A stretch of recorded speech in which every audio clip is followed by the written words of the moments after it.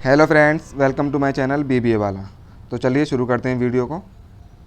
तो आज हम पढ़ने जा रहे हैं टैली के बारे में कि टैली है क्या, टैली के अंदर कौन कौन सी टर्म्स आती हैं, कौन कौन सी कॉन्सेप्ट आते हैं, कौन से वर्ड्स आते हैं जो हमें समझने चाहिए। अगर आप इस वीडियो को पूरा देखेंगे, अगर आपने इस वीडियो को पूरी सही तरीके से समझ लिया तो आपको टैली सीखना बहुत ज़्यादा आसान हो जाएगा। तो चलिए शुरू करते हैं। पहला टॉपिक है हमारा टैली कि टैली होता क्या है। Tally it is one of the most important software used in India. ये मोस्ट इम्पोर्टेंट सॉफ्टवेयर है जो इंडिया के अंदर यूज्ड होता है। मोस्ट इम्पोर्टेंट सॉफ्टवेयर है जो इंडिया के अंदर यूज किया जाता है। It is an important tool in calculating monetary terms, accounting, tax and GST, calculating meningeal commercial transaction. ये जो टैली है हमारा, ये इंपॉर्टेंट टूल है किसको कैलकुलेट करने के लिए, मॉनिटरी टर्म्स को, अकाउंट को कैलकुलेट करने के लिए, जीएसटी को कैलकुलेट करने के लिए, और जो भी कमर्शियल ट्रांजैक्शन हो रहे हैं उन सबको कैलकुलेट करने के लिए हम टैली सॉफ्टवेयर का यूज़ करते हैं। आगे चलते हैं। The few terms, words and concepts which we have to know to understand Tally ERP 9। कुछ टर्म्स, वर्ड्स और कॉन्सेप्ट जानना बहुत ज़रूरी है टैली को समझने के लिए। चलिए देखते हैं वो टर्म्स, वो वर्ड्स, वो कॉन्सेप्ट क्या हैं जिसको हम जानेंगे टैली को समझने के लिए। अगर आपने इन वर्ड्स कॉन्सेप्ट को समझ लिया तो आपको टैली सीखना बहुत ज़्यादा आसान हो जाएगा। चलिए देखते हैं। पहले बात करते हैं हम क्रेडिटर्स की। किसकी बात करते हैं? क्रेडिटर्स की। क्रेडिटर्स होते कौन है? क्रेडिटर्स वो पार्टी होती है जिनसे हम गुड्स परचेज़ करते हैं। क्रेडिटर्स कौन होते हैं? ये वो पार्टी होती हैं जिनसे हम गुड्स परचेज़ करते हैं। अब टाइप्स ऑफ क्रेडिटर में देखिए, दो क्रेडिटर होते हैं, लोकल क्रेडिटर और सेंट्रल क्रेडिटर। पहले हम समझ लेते हैं लोकल क्या होता है और सेंट्रल क्या होता है। लोकल कहते हैं अगर आप जिस स्टेट में बिजनेस कर रहे हैं उसी स्टेट से आप परचेज़ कर रहे हैं या सेल कर रहे हैं तो वो लोकल के अंदर आ जाएगा। अगर आप जिस स्टेट में रह रहे हैं, जिस स्टेट में बिजनेस कर रहे हैं, उसके अलावा दूसरी स्टेट से अगर आप बिजनेस कर रहे हैं, दूसरी स्टेट से भी आपका लेन देन है, दूसरी स्टेट से आप परचेज कर रहे हैं, सेल कर रहे हैं, तो वो आपका सेंट्रल के अंदर आ जाएगा। अब सेंट्रल क्रेडिटर क्या होता है? Purchase goods in same state. जिस स्टेट में आप रह रहे हैं उसी स्टेट में अगर आप बिजनेस कर रहे हैं, उसी स्टेट की किसी पार्टी से अगर आप गुड्स परचेज कर रहे हैं तो लोकल क्रेडिटर हो जाएगा। और central creditor purchase goods in different states, मतलब जिस स्टेट में आप बिजनेस कर रहे हैं उसके अलावा दूसरी स्टेट से अगर आप गुड्स परचेज़ करते हैं, उसके अलावा दूसरी स्टेट से अगर आप गुड्स परचेज़ करते हैं तो सेंट्रल क्रेडिटर के अंदर आ जाएगा। आगे देखते हैं। नेक्स्ट टॉपिक है डेटर्स क्या होता है। डेटर ये वो पार्टी होती हैं जो गुड्स सेल करती हैं। डेटर कौन सा? वो पार्टी होती हैं जो गुड्स सेल करती हैं। टाइप्स ऑफ डेटर देखते हैं। लोकल डेटर होता है और दूसरा सेंट्रल डेटर होता है। लोकल डेटर क्या होता है? Sell goods in same state, मतलब जिस स्टेट में आप बिजनेस कर रहे हैं अगर उसी स्टेट में सेल कर रहे हैं तो वो लोकल डेटर हो जाएगा, वो पार्टी लोकल डेटर हो जाएगी। Central debtor sell goods in different state, मतलब जिस स्टेट में आप बिजनेस कर रहे हैं उसके अलावा अगर दूसरी स्टेट में अगर आप सेल करते हैं गुड्स को, जिस स्टेट में बिजनेस कर रहे हैं उसके अलावा दूसरी स्टेट में अगर आप गुड्स को सेल करते हैं तो सेंट्रल डेटर के अंदर आ जाएगा। नेक्स्ट देखते हैं। इनकी शॉर्ट फॉर्म है दोनों। जो लोकल क्रेडिटर होता है उसे एलसीआर कहते हैं, जो सेंट्रल क्रेडिटर होता है उसे सीसीआर कहते हैं। ये क्रेडिटर के अंदर आते हैं। एलडीआर और सीडीआर, लोकल डेटर को एलडीआर कहेंगे और सेंट्रल डेटर को सीडीआर कहेंगे। ये डेटर के अंदर आते हैं दोनों। ये फुल फॉर्म है, इन्हें याद रखना। जब हम टैली के प्रैक्टिकल करेंगे उसके अंदर इन एलसीआर, सीसीआर, डीडीआर, एलडीआर और सीडीआर को यूज़ करेंगे। चलिए देखते हैं आगे। अब बात करते हैं हम जीएसटी की। What is GST? Goods and service tax. GST को अगर हम समझें, नॉर्मली एक टैक्स है जो गुड्स और सर्विस पे लगता है, बस इतना ही है। अगर आपको इस जीएसटी को पूरा समझना है, डिटेल में अगर आपको समझना है तो प्ले लिस्ट में जाइएगा टैली की, उसमें आपको जीएसटी की वीडियो होगी, 1 घंटे की वीडियो है, उसको पूरा समझिएगा। जीएसटी के बारे में सब कुछ दे रखा है। Types of GST, composition, dealership, GST कितने तरह की होते हैं, सब कुछ फुल डिटेल में मैंने उसमें पढ़ाया है। जाइएगा उसको, वीडियो को देखिएगा, फिर इस वीडियो को देखेंगे तो आपको बहुत अच्छी तरीके से समझ में आएगा। तो चलिए शुरू करते हैं। इसके अंदर भी मैं इतना जीएसटी पढ़ा दूंगा आपको, उस वीडियो को जो लोग नहीं देखेंगे उनको भी बढ़िया तरीके से समझ में आएगा, उसको देखेंगे तो और बढ़िया तरीके से समझ में आ जाएगा। तो शुरू करते हैं। 3 टाइप्स ऑफ जीएसटी होते हैं। पहला आईजीएसटी, सीजीएसटी और एसजीएसटी। आईजीएसटी क्या होता है? इंटीग्रेटेड जीएसटी, मतलब integrated goods and service tax. CGST central goods and service tax. SGST state goods and service tax. आगे देखते हैं। टैक्सेस ऑन गुड्स, मतलब गुड्स पे कौन कौन सी गुड्स पे, मतलब कौन सा टैक्स लगेगा गुड्स के ऊपर। व्हेन वी परचेज और sell goods from central, it means other state. जब हम सेल करेंगे या परचेज करेंगे गुड को सेंट्रल से तो IGST टैक्स लगेगा। तो IGST टैक्स लगेगा व्हेन वी परचेज और सेल गुड्स फ्रॉम लोकल। अगर लोकल से गुड्स परचेज करेंगे सेल करेंगे तो 2 टैक्स लगेंगे, एक CGST और एक SGST, CGST और एक SGST। आगे देखते हैं, ये दे रखा है 0%, 5%, 12%, 18%, 28%। ये क्या है, इन्हें क्या कहते हैं, इन्हें कहते हैं हम स्लैब्स ऑफ GST। क्या कहते हैं इन्हें, स्लैब्स ऑफ GST कहते हैं। मतलब 0%, अरे 0% क्या होता है, जो कुछ गुड्स ऐसे होते हैं जिन पर टैक्स नहीं लगता तो उन्हें 0% कैटेगरी में आते हैं। कुछ 5%, कुछ 12%, 18%, 28%, ये स्लैब्स ऑफ GST हैं। चलिए आगे देखते हैं। अब central purchase and goods, central purchase और गुड्स, अगर आप सेंट्रल को परचेज करते हैं या सेल करते हैं तो आपके ऊपर IGST टैक्स लगेगा, तो आपको IGST टैक्स पे करना पड़ता है। अगर आप सेंट्रल से परचेज या सेल करते हैं तो IGST टैक्स देना पड़ेगा। वो 5% हो, 12% हो सकता है, 18% या 28%, ये डिपेंड करता है आपको गुड्स क्या है, गुड्स के ऊपर डिपेंड करता है आपको कितने % टैक्स देना है। नेक्स्ट देखते हैं लोकल परचेज सेल। लोकल से अगर आप परचेज कर रहे हैं या लोकल को आप सेल कर रहे हैं तो 2 टैक्स लगेंगे, CGST और SGST टैक्स। मतलब अगर कोई गुड्स है जैसे 5% टैक्स लग रहा है तो उस पर 2.5% या 2.5% CGST लगेगा, 2.5% SGST। अगर 12% टैक्स लग रहा है किसी गुड्स पर तो उसका CGST लगेगा 6% और SGST 6%। इसी तरीके से 18% लग रहा है तो 9% CGST, 9% SGST। 28% लग रहा है तो 14% CGST और 14% SGST टैक्स लगेगा। चलिए आगे देखते हैं। अब बात करते हैं जर्नल और लेजर की। जर्नल क्या होता है और लेजर क्या होता है, इसको इसकी हेल्प से समझते हैं। ये जो स्लाइड दे रखी है इसके अंदर कुछ अकाउंट दे रखे हैं, जैसे ये कैश अकाउंट दे रखा है, कैपिटल अकाउंट, बैंक अकाउंट, फिर cash account, purchase account, machinery account, computer account, cash account, sale account, purchase account. ये बार बार रिपीट हो रहे हैं, देखिए cash account, purchase account, Mohit account, brother account to sale account. ये जो लेजर है, लेजर के अंदर जो सारे अकाउंट्स होते हैं वो एक साथ लिखे होते हैं। लेजर के अंदर सारे के सारे अकाउंट एक साथ लिखे होते हैं। सॉरी, जर्नल के अंदर जितने भी अकाउंट हैं वो सब एक साथ लिखे होते हैं। लेजर में क्या होता है, जो ये अकाउंट है, जैसे परचेज़ का अकाउंट है, जैसे परचेज़ का अकाउंट है, सेल का अकाउंट है, किसी की कोई पर्सन है उसके नाम से कोई अकाउंट है, जैसे अहमद के नाम से कोई अकाउंट है, तो ये जो अकाउंट्स हैं लेजर के अंदर इनको क्लासीफाई कर दिया जाता है। परचेज़ के अकाउंट अलग एंट्री होगी परचेज़ वाले अकाउंट की, सेल के जो अकाउंट है उनकी अलग एंट्री होगी, और जो भी किसी के नाम के अकाउंट है उनकी अलग एंट्री होगी, जो सबके अलग अलग एंट्री होगी लेजर के अंदर। जर्नल के अंदर सब एक साथ लिख दिए जाते हैं जो अकाउंट होते हैं, और लेजर में उन्हीं अकाउंट को क्लासीफाइड कर दिया जाता है। ये लेजर और जनरल हो गया। आगे देखते हैं लेजर। अब जब हम टैली पढ़ेंगे उसमें कुछ लेजर बनाने पड़ेंगे, अब उन्हीं को समझते हैं वो लेजर कैसे बनेंगे।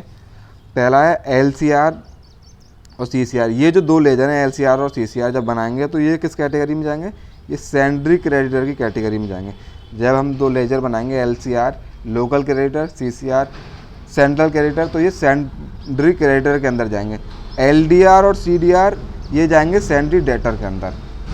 जब हम लेजर बना रहे होंगे टैली के अंदर, जब प्रैक्टिकल करेंगे, LDR और CDR सेंट्री डेटर के अंदर जाएंगे, LCR और CCR सेंट्री क्रेडिटर के अंदर जाएंगे। कैसे जाएंगे उस प्रैक्टिकल में पता चलेगा, बस आप इतना जान लीजिए। अभी दूसरे जो हैं IGST का लेजर बनेगा, CGST, SGST को जो लेजर बनेंगे ये ड्यूटीज़ एंड टैक्स के अंदर जाएंगे। IGST, CGST और SGST को जो लेजर बनेंगे वो ड्यूटीज़ एंड टैक्सेस के अंदर जाएंगे।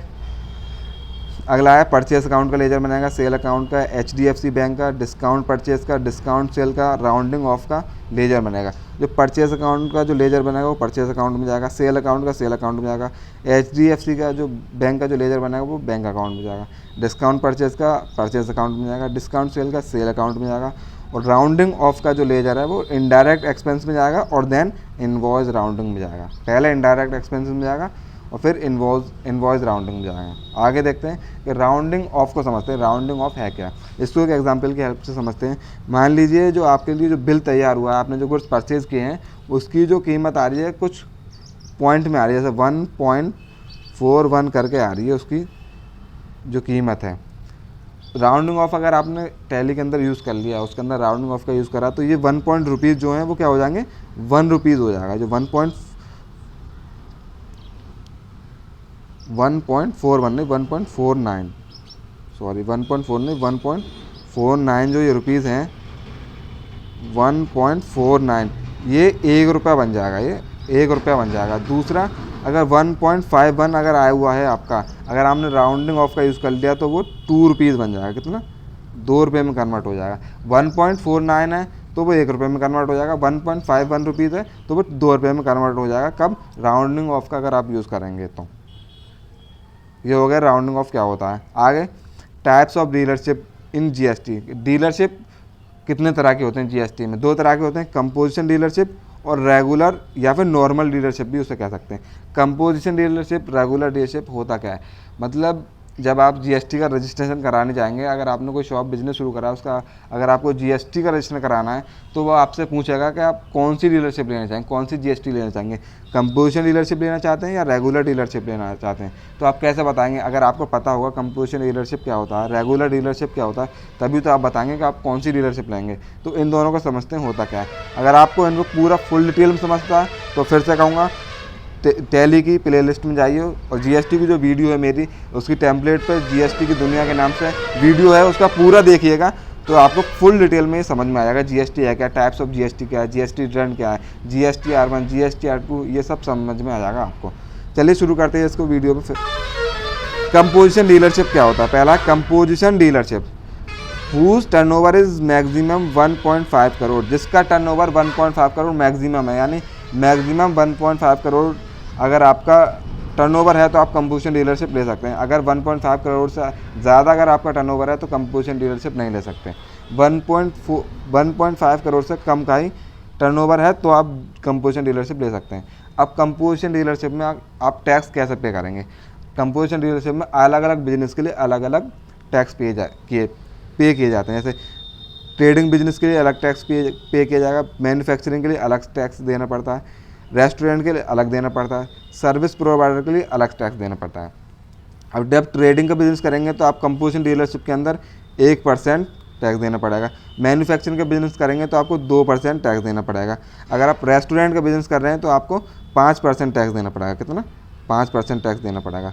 अगर आप सर्विस प्रोवाइड कर रहे हैं, जैसे टीचिंग कर रहे हैं, टीचिंग अगर आप कर रहे हैं, डॉक्टरी लाइन में हैं, तो आपको 6%, कितना? 6% टैक्स देना पड़ेगा अगर आपके पास कंपोजिशन डीलरशिप है। नेक्स्ट पॉइंट देखते हैं, inter state sale are not allowed. Composition dealership अगर आपने ले ली तो आप इंटर स्टेट का मतलब होता है जिस स्टेट में आप बिजनेस कर रहे हैं उसके अलावा जो अदर स्टेट हैं वो इंटर स्टेट होता है। तो मतलब जिस स्टेट में आप बिजनेस कर रहे हैं उसके अलावा अदर स्टेट में आप सेल नहीं कर सकते अपने गुड्स को, लेकिन परचेज़ कर सकते हैं दूसरी स्टेट से। कंपोजिशन डीलरशिप के पास कंपोजिशन डीलरशिप है अगर आपके पास तो सेल नहीं कर सकते दूसरी स्टेट में, परचेज़ कर सकते हैं। नेक्स्ट देखते हैं रेगुलर डीलरशिप। कौन सी? रेगुलर डीलरशिप, ये बहुत इंपॉर्टेंट डीलरशिप है। अगर आपको जो सबसे ज़्यादा फ़ायदा होगा वो रेगुलर डीलरशिप में होगा। रेगुलर डीलरशिप ही अगर आपको लेनी चाहिए। क्यों लेनी चाहिए? अगर आपको ये जानना है तो मेरी वीडियो को पूरा देखें। जीएसटी की दुनिया के नाम से एक वीडियो है जीएसटी की, 1 घंटे की, उसे पूरा देखें। रेगुलर डीलरशिप और कंपोजिशन डीलरशिप में कौन सी डीलरशिप लेनी चाहिए ये मैंने उसमें बताया, क्या फ़ायदा होते हैं, क्या नुकसान होते हैं, ये भी बताया। अब रेगुलर डीलरशिप की बात करते हैं। No limit for turnover. Regular dealership में कोई लिमिट नहीं है, कितने भी आपका टर्नओवर हो, 1.5 करोड़ हो, 20 करोड़ हो, 50 करोड़ हो, 100 करोड़ हो, 1 रुपया हो, 2 रुपया हो, 20,000 हो, कितना भी अगर आपका टर्नओवर है तो आप रेगुलर डीलरशिप ले सकते हैं। अब इसमें टैक्स कैसे पे करते हैं?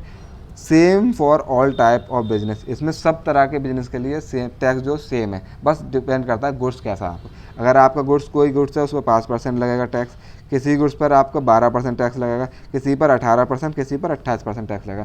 सब बिजनेस के लिए सेम है, बस डिपेंड करता है गुड्स के ऊपर। इसमें बात करें inter state sale are not, inter state sale are allowed. इसमें जो इंटर स्टेट सेल है मतलब दूसरी स्टेट में जाकर आप गुड्स को सेल कर सकते हो अगर आपके पास रेगुलर डीलरशिप है। एक इंटर स्टेट और इंट्रा स्टेट क्या होता है? इंटर स्टेट डिफरेंट स्टेट की बात करते हैं, इंट्रा स्टेट सेम स्टेट की बात करते हैं। इंटर स्टेट डिफरेंट स्टेट की बात करते हैं, इंट्रा स्टेट एक ही स्टेट, जिस स्टेट में रह रहे हैं उसी की स्टेट की बात करते हैं। ये डिफरेंस है इंटर स्टेट और इंट्रा स्टेट में। आगे देखते हैं HSN और SAC कोड। जब आप टैली के अंदर पढ़ रहे होंगे तो आपको HSN कोड और SAC कोड पूछा जाएगा, वो आपको फिल करना होगा। HSN कोड क्या होता है? हार्मोनिक सिस्टम ऑफ नोमेनक्लेचर, ये इसकी फुल फॉर्म है। Harmonic system of nomenclature related to goods and it is 6 digit code. ये गुड्स से रिलेटेड होता है जो 6 डिजिट का कोड होता है। HSN एक 6 डिजिट का कोड है जो गुड्स से रिलेटेड होता है। SAC service accounting code, SAC service accounting code related to service and it is also 6 digit code. SAC भी 6 डिजिट का कोड होता है, ये सर्विस से रिलेटेड होता है। HSN गुड्स से रिलेटेड होता है। चलिए आगे देखते हैं। GST इन क्या होता है? Goods and service tax identification number. IN की फुल फॉर्म क्या है? Identification number.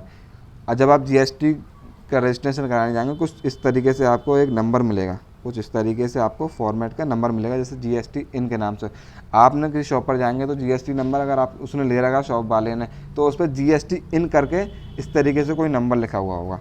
जो ये पहले 2 डिजिट जो हैं 09, ये क्या होता है? ये होता है स्टेट का कोड होता है। जैसे यूपी है, यूपी का जो स्टेट है उसका जो कोड है वो 09 है। इसके बाद जो ये नंबर लिख रहे हैं 0 तक, ये क्या होता है? ये पैन कार्ड होता है, हमारा पैन कार्ड का नंबर होता है। पैन कार्ड यानी permanent account number. Pan card क्या है? Permanent account number. ये बाकी 2-3 नंबर लिख रहे हैं 1Z5, ये जो जिस GST जो बनाती है जो मशीन है वो बाय डिफ़ॉल्ट अपने आप ही ले लेती है ये नंबर। आगे बात करते हैं पेमेंट और रिसिप्ट की बात करें हम। पेमेंट और रिसिप्ट की बात करें, पेमेंट क्या होता है? अगर आप गुड्स को परचेज़ कर रहे हैं तो आपको पेमेंट करना पड़ता है। जब आप गुड्स परचेज़ करने जाएंगे तो आपको पेमेंट करना पड़ता है, वही पेमेंट है। इसकी एंट्री होती है GST के अंदर, टैली के अंदर इसके हम पेमेंट की एंट्री करते हैं। रिसिप्ट, जब आप गुड्स सेल करते हैं तो आप रिसिप्ट देते हैं, तो ये रिसिप्ट की एंट्री होगी, पेमेंट की एंट्री होगी टैली के अंदर। कैसे होगी ये सब हम प्रैक्टिकल में देखेंगे। अब हम बात करते हैं डेबिट नोट और क्रेडिट नोट। डेबिट नोट क्या होता है? क्रेडिट नोट क्या होता है? Whenever some goods are damage then we do entry for both. मतलब अगर इसको हम कुछ सिचुएशन के हिसाब से समझते हैं, अगर आप 100 पीस ऑफ शर्ट को परचेज़ करते हैं, 100 पीसेज ऑफ शर्ट अगर आप परचेज़ करते हैं और उसमें से कुछ पीस जो हैं, मान लीजिए 10 पीस डैमेज हो गए यानी ख़राब निकल आए, और दूसरा सिनेरियो है अगर आप सेल करते हैं 100 पीस ऑफ शर्ट को और वो उसमें से 10 पीस या 5 पीस ख़राब निकल गया है, जब आप परचेज़ करेंगे तो डैमेज जो पीस होंगे उनका आप वापस करके आएंगे उसको जिससे परचेज़ किया। जब आप सेल करेंगे तो वो आपको वापस करेगा। इनकी एंट्री करने के लिए, डैमेज पीस को वापस करने के लिए जो एंट्री होती है वो डेबिट नोट और क्रेडिट नोट की एंट्री होती है। अब डेबिट नोट क्रेडिट नोट होता क्या है देखते हैं। डेबिट नोट पहले पढ़ते हैं। जिससे गुड्स परचेज़ किया है उसी को डैमेज गुड्स रिटर्न करने के लिए डेबिट नोट की एंट्री करते हैं। मतलब जिससे आप गुड्स परचेज़ कर रहे हैं उसी को अगर आप गुड्स रिटर्न कर रहे हैं तो डेबिट नोट की एंट्री होगी। पेमेंट में जाकर एंट्री तो कर दी, अगर आप ये जब गुड्स परचेज़ करा होगा तो आपने पैसे जो दिए होंगे वो पैसे जब आप डैमेज गुड्स वापस करने जाएंगे तो वो पैसे माइनस करने पड़ेंगे ना, तो उस जो पैसे जो माइनस करेंगे वो पेमेंट में जाकर होंगे। टैली के अंदर पेमेंट की एंट्री होती है, उसमें जाकर जो डैमेज गुड्स का जो पेमेंट है उसे माइनस कर देंगे टोटल पेमेंट में से। आगे देखते हैं क्रेडिट नोट क्या होता है। जिससे गुड्स सेल किया है अगर उसने डैमेज गुड्स रिटर्न किया है तब क्रेडिट नोट की एंट्री होगी।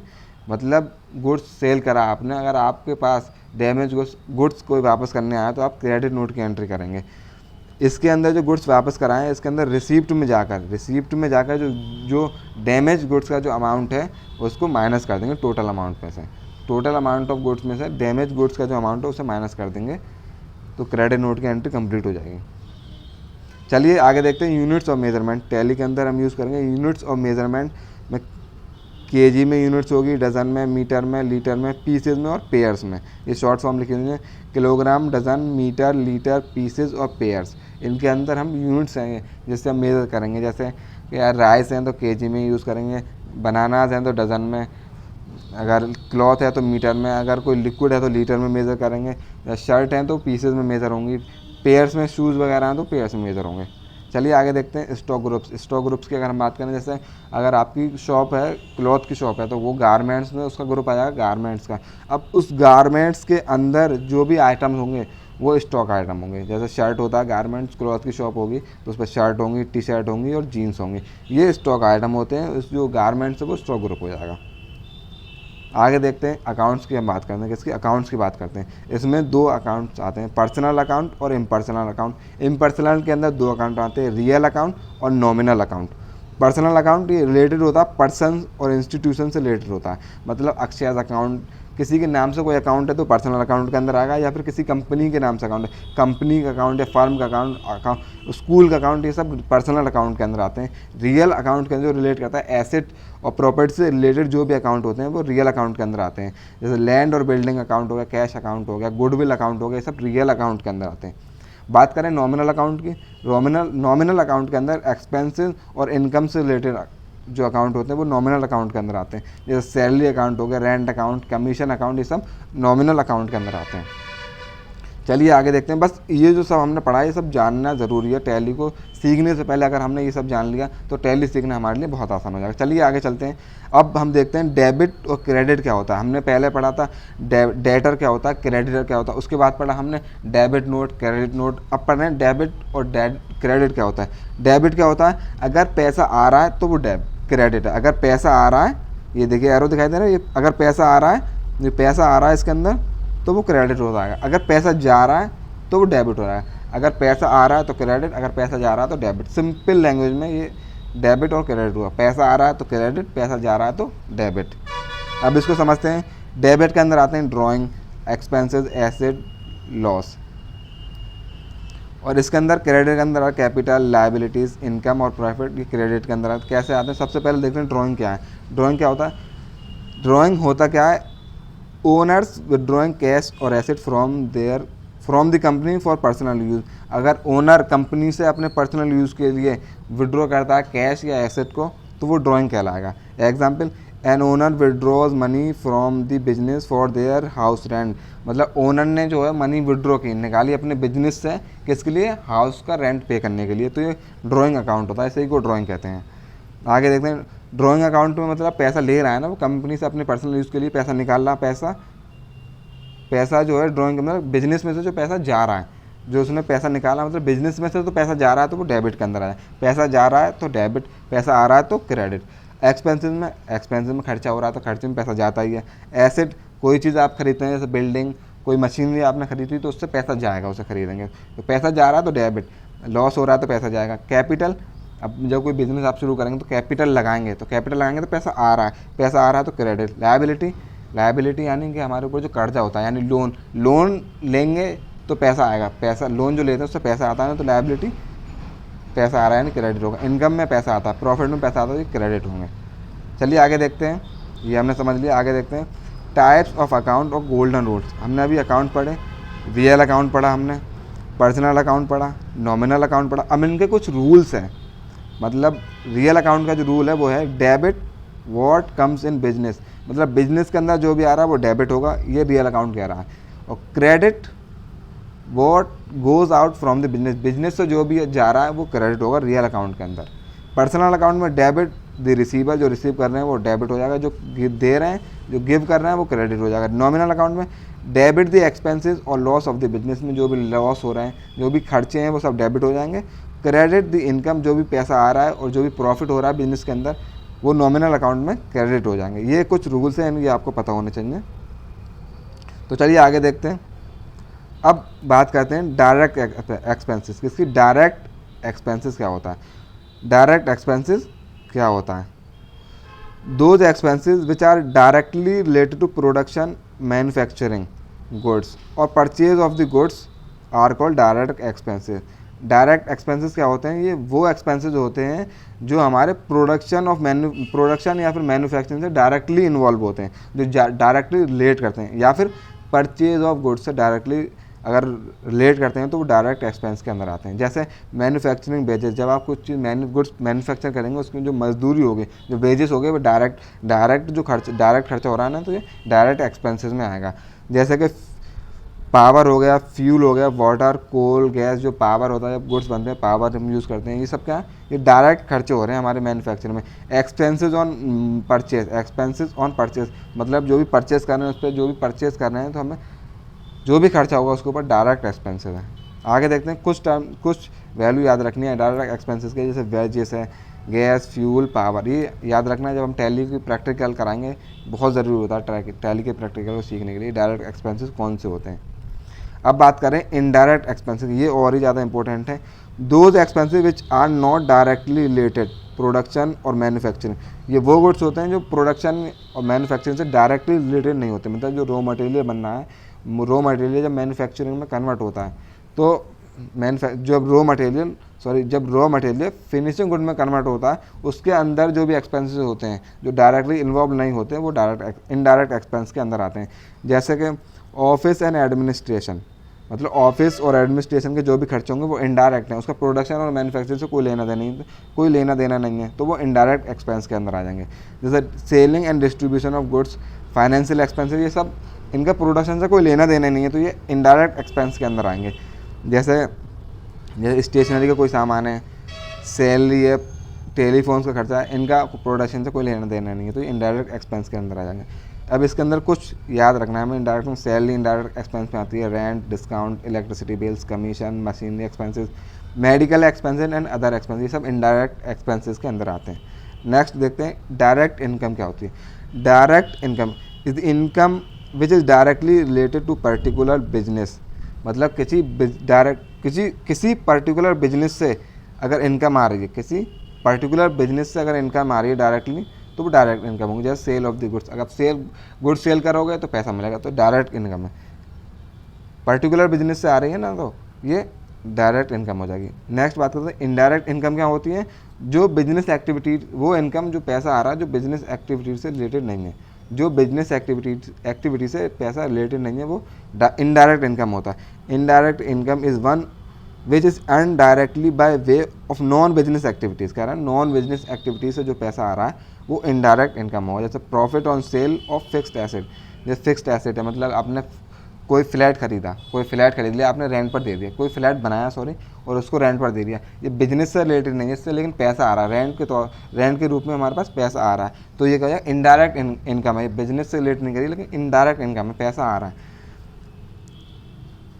कमीशन रिसीव करते हैं, इंटरेस्ट रिसीव करते हैं, जब इंटरेस्ट लेते हैं तो बिजनेस से नहीं आ रहा है, डायरेक्ट नहीं, इनडायरेक्टली इन्वॉल्व है बिजनेस में, वो जो पैसा आ रहा है वो इनडायरेक्ट इनकम हो जाएगी। नेक्स्ट देखते हैं इनडायरेक्ट इनकम में जो याद रखना है हमें, रेंट रिसीव याद रखना है, discount receive, commission receive, interest receive, income from share capital, ये इनडायरेक्ट इनकम के अंदर है। ये हमें याद रखना है, जब हम टैली पढ़ेंगे उसके अंदर करेंगे। नेक्स्ट बात करते हैं फिक्स्ड एसेट, किसकी, फिक्स्ड एसेट के अंदर लैंड हमारी फिक्स्ड एसेट में आती है, बिल्डिंग, फैक्ट्रीज, फर्नीचर और जो भी इक्विपमेंट हम अपने बिजनेस में यूज़ करते हैं वो सब फिक्स्ड एसेट के अंदर आ जाते हैं। ये याद रखना हमें, फिक्स्ड एसेट में क्या क्या टर्म्स आती हैं, ये सारी टर्म हमें याद रखनी है। आगे देखते हैं important shortcut keys for Tally ERP nine. अब कुछ शॉर्टकट कीज़ हैं जो इम्पोर्टेंट है हमारे टैली के लिए, उन्हें देखते हैं क्या है वो। पहली है Alt+C, ये क्या Alt+C, जब Alt+C में एक लेज़र बनाने के लिए Alt+C का यूज़ करते हैं। लेज़र को चेंज करने के लिए Ctrl+Enter का यूज़ करते हैं। जब आप बार बार एंटर दबाएंगे उसके लिए कंट्रोल ए किस लिए होती है, सेव करने के लिए। किसके लिए होती है, सेव करने के लिए। जो भी आपने वो बनाया है उसको सेव करने के लिए कंट्रोल ए यूज़ करते हैं। बार बार एंटर करने से अच्छा कंट्रोल ए दबा दो तो सेव हो जाएगी कोई फाइल। कैलकुलेटर निकालने के लिए Ctrl+N का यूज़ करते हैं। F1 के लिए to select the account button and inventory button के लिए F1 दबाते हैं। F2 डेट चेंज करने के लिए, मतलब अगर आपको डेट चेंज करनी है तो F2 प्रेस करेंगे। और Alt F2 किसके लिए, पीरियड, डेट का मतलब 1 तारीख से लेकर 10 तारीख तक आपको ये पीरियड की डेट चेंज करनी है तो Alt F2, खाली डेट चेंज करनी है तो F2। F3 कंपनी सिलेक्ट करने के लिए F3 का यूज़ करेंगे। कॉन्ट्रा एंट्री जब हम करेंगे, कॉन्ट्रा एंट्री पढ़ाएंगे आगे, जब कॉन्ट्रा एंट्री करेंगे तो F4 यूज़ करेंगे। ये कुछ इंपॉर्टेंट कीज़ हैं जो हम पढ़ रहे हैं, जिनको जानना हमें पता होना बहुत ज़रूरी है टैली को सीखने के लिए। लेकिन मैं बता दूँ टैली के अंदर टैली हमें खुद ऐसा सॉफ्टवेयर है जो हमें बताता है कौन सी की हमें यूज़ करनी है, खुद उसके अंदर लिखा हुआ आ जाता है, लेकिन फिर भी हमें पता होना चाहिए। F5 to select the payment voucher, payment अगर करना है तो F5 प्रेस करना पड़ेगा। F6 रिसीप्ट करनी है तो F6। F7 जनरल एंट्री के लिए F7। सेल अकाउंट, अगर सेल की हमें वो करनी है तो F8। Ctrl+F8 दबाएंगे कब, जब क्रेडिट नोट की एंट्री होगी। F9 कब दबाएंगे, जब परचेज की एंट्री होगी। आगे देखते हैं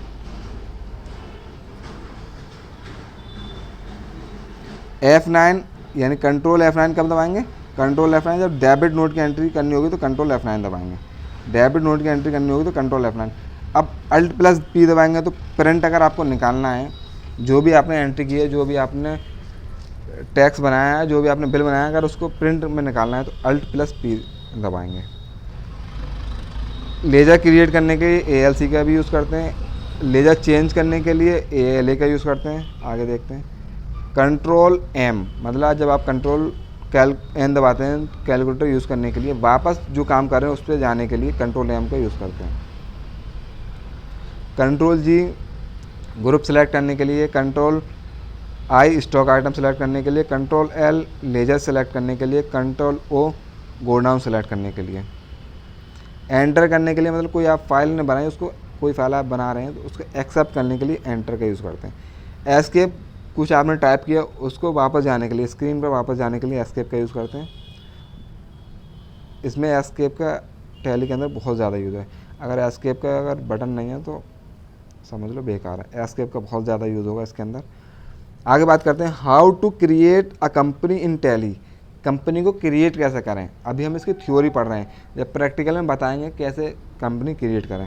तो चलिए देखते हैं कैसे कंपनी क्रिएट करना है। स्टेप 1 है हमारा to open Tally software. Tally software पहले हमें यूज़ करना है। पहले स्टेप में टैली सॉफ्टवेयर जो उसको ओपन करना है, डबल क्लिक करेंगे डेस्कटॉप पर जाकर कंप्यूटर के, डबल क्लिक करेंगे टैली सॉफ्टवेयर ओपन हो जाएगा।